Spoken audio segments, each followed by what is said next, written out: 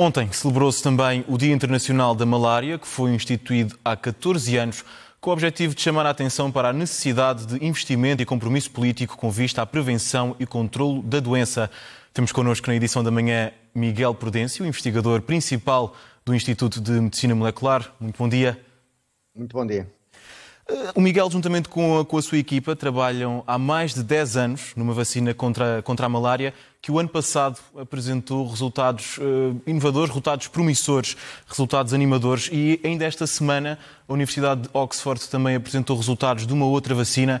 Qual a importância o significado destes resultados para a ciência e para o desenvolvimento da vacina da malária? Efetivamente, nós tivemos uma boa notícia muito recentemente.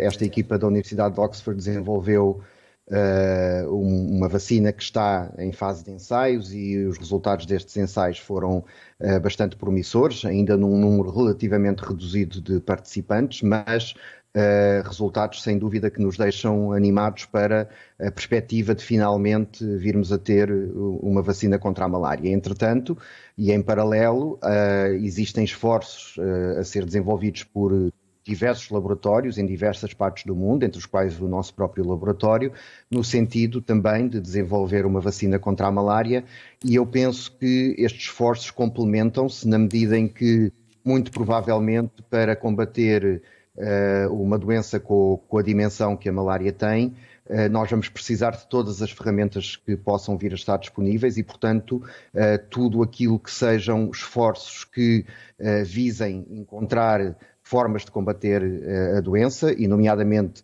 formas eficazes de a prevenir, e as vacinas são a melhor forma de prevenir uma doença infecciosa. Penso que são esforços que merecem ser apoiados e que devem ser levados a cabo, porque realmente a malária é uma doença que acompanha a humanidade há milhares de anos e para a qual continuamos a não ter uma resposta suficientemente eficaz. Falava de prevenção. Quais são os principais sintomas e de que forma, quais são as outras formas que podemos prevenir a infecção por malária? Bom, a malária, numa fase inicial das suas manifestações, tem sintomas que passam por febre, anemia, mal-estar geral e que, nos casos da chamada malária benigna, podem ser tratados e podem ser eliminados numa fase relativamente precoce da infecção. No entanto, o grande problema é que numa grande percentagem de pessoas e sobretudo em crianças até aos 5 anos de idade, se não for imediatamente tratada, a malária tem uma forte probabilidade de evoluir para sintomas muito mais graves, a chamada malária cerebral, que provoca o coma e, numa grande maioria dos casos, a morte, falhas respiratórias severas, falhas renais, etc. E, portanto, é uma doença que, sobretudo em crianças, tem uma taxa de mortalidade elevada. Cerca de 400 mil pessoas, não é? Cerca de 400 mil crianças, sobretudo, todos os anos, que morrem de malária.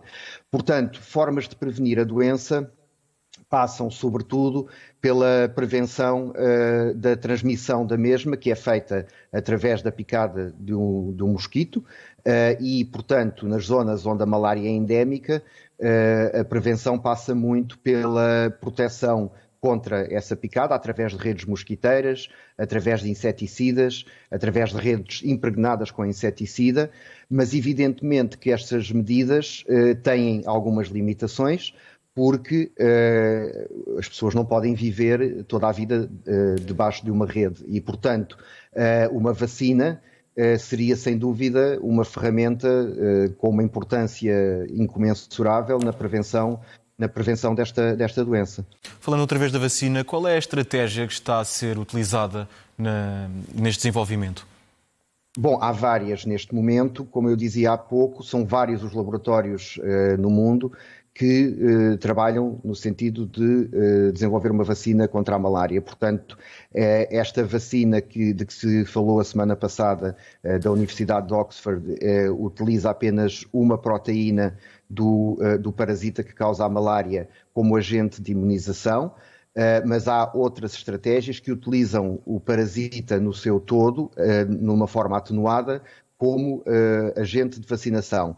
A nossa estratégia no nosso laboratório passa por uma abordagem um bocadinho inovadora, se quisermos, em que o que nós fizemos foi alterar geneticamente um parasita da malária de roedores, portanto um parasita que não causa malária em seres humanos, mas sim em roedores, mas que é bastante semelhante ao parasita da malária humana, e nós alterámo-lo geneticamente para o tornar ainda mais parecido com o parasita humano e desta forma, sem correr o risco de causar doença quando da vacinação, apresentar ao nosso sistema imunitário a informação necessária para ele reconhecer o parasita humano e combater o parasita humano.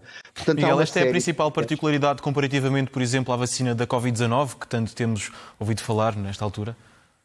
Bom, as vacinas da Covid-19 estão diferentes, têm havido várias abordagens, aquelas que estão entre nós, as vacinas que estão aprovadas ou autorizadas neste momento entre nós, recorrem a vetores virais ou a RNA, mas há outras vacinas que estão também em desenvolvimento contra a Covid-19, algumas delas passam pelo próprio vírus atenuado ou pela utilização de uma proteína específica do vírus, a proteína spike, como agente de imunização. O interessante neste domínio das vacinas é que há muitas formas de se promover aquilo que se pretende com uma vacina, que é ensinar o nosso sistema imunitário a reconhecer aquele organismo como sendo invasor e montar as defesas necessárias para o combater. Para a Covid-19 são diferentes as abordagens que têm sido tentadas, algumas estão mais avançadas do que outras.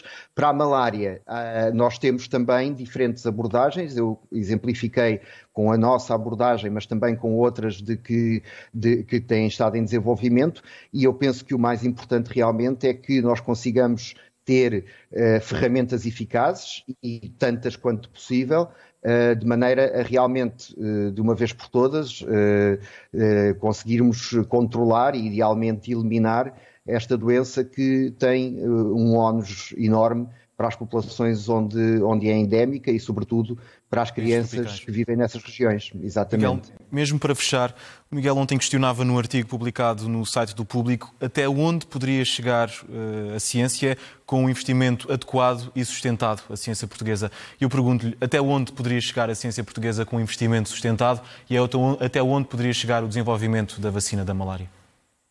Bom, eu penso que esse é um aspecto fundamental e esse artigo que eu assinei ontem no Público utiliza a malária como um exemplo de sucesso da investigação em Portugal. Nós temos diversos grupos a trabalhar no problema da malária em Portugal com um impacto científico muito, muito significativo e, apesar dos recursos limitados que temos, os dados mostram que temos uma científica nesta área de investigação que é extraordinariamente significativa e que é superior à generalidade dos países europeus. Isto com os recursos limitados que temos, o que nos levanta à questão, então, e se tivéssemos recursos como aqueles que estão projetados, correspondentes aos 3% do PIB, que foram anunciados como sendo um objetivo para nos equipararmos no financiamento científico aos restantes países europeus, se nós tivéssemos isso, até onde poderíamos chegar? E eu penso que poderíamos chegar muito longe, porque nós temos efetivamente em Portugal um conjunto de pessoas e de instituições com enorme capacidade de fazer investigação científica de qualidade, e penso que um apoio sustentado à ciência portuguesa poderia nos ir levar muito longe, não só na área das doenças infecciosas, como em outras áreas onde nós temos massa crítica e temos a capacidade de fazer investigação que pode fazer a diferença. Miguel Prudêncio, muito obrigado pela sua presença aqui na edição da manhã da SIC Notícias. Eu é que agradeço o convite. Muito obrigado. Bom dia, obrigado.